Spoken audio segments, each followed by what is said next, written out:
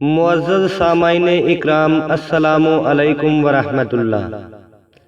اعوذ باللہ من الشیطان الرجیم، بسم اللہ الرحمن الرحیم۔ حضرت طلحہ بن عبداللہ رضی اللہ تعالی عنہ سے روایت ہے، نجد والوں میں ایک شخص نبی کریم صلی اللہ علیہ وآلہ وسلم کے پاس آیا۔ سر پریشان یعنی بکھرے ہوئے بال تھے۔ ہم اس کی آواز کی بنبناہٹ سنتے تھے اور ہم سمجھ نہیں پا رہے تھے کہ وہ کیا کہہ رہا ہے، یہاں تک کہ وہ نزدیک آن پہنچا۔ جب معلوم ہوا وہ اسلام کے بارے میں پوچھ رہا ہے، نبی کریم صلی اللہ علیہ وآلہ وسلم نے فرمایا کہ اسلام دن رات میں 5 نمازیں پڑھنا ہے۔ اس نے کہا، بس اس کے سوا تو اور کوئی نماز مجھ پر نہیں۔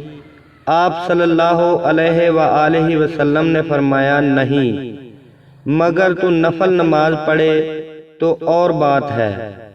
نبی کریم صلی اللہ علیہ وآلہ وسلم نے فرمایا، اور رمضان کے روزے رکھنا۔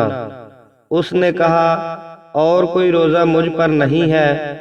آپ صلی اللہ علیہ وآلہ وسلم نے فرمایا، نہیں، مگر تو نفل روزے رکھے تو اور بات ہے۔ اس نے کہا،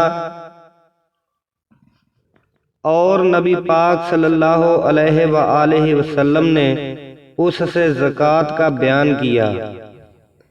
وہ کہنے لگا، بس اور کوئی صدقہ مجھ پر نہیں ہے۔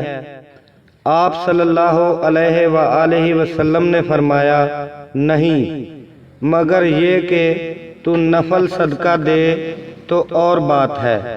راوی نے کہا، پھر وہ شخص پیٹھ موڑ کر چلا، یوں کہتا جاتا تھا، قسم ہے اللہ کی، میں نہ اس سے بڑھاؤں گا اور نہ گھٹاؤں گا۔ نبی کریم صلی اللہ علیہ وآلہ وسلم نے فرمایا، اگر یہ سچا ہے تو اپنی مراد کو پہنچ گیا۔ صحیح بخاری، حدیث نمبر 46۔ اعوذ باللہ من الشیطان الرجیم، بسم اللہ الرحمن الرحیم۔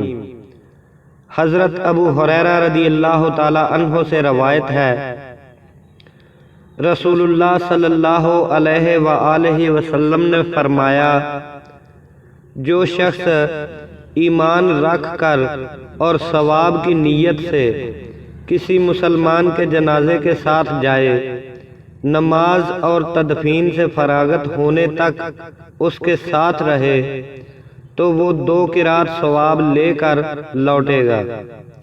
ہر قرات اتنا بڑا ہوگا جیسے احد کا پہاڑ۔